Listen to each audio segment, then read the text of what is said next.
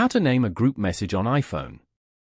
To get started, first of all go ahead and open up the Messages application on your phone. You are now in the Messages page. You can view all your messages over here. From this page, open any of your unnamed group messages. If you want to name this group, then tap on the member names at the top. You can view the group and group members' information over here. Tap on Change Name and Photo above as shown. You can now enter a group name over here. You can also add in an emoji as shown. Once you're done, tap on Done at the top right corner. You can now successfully name this group. Following these steps, you can easily name a group message on iPhone.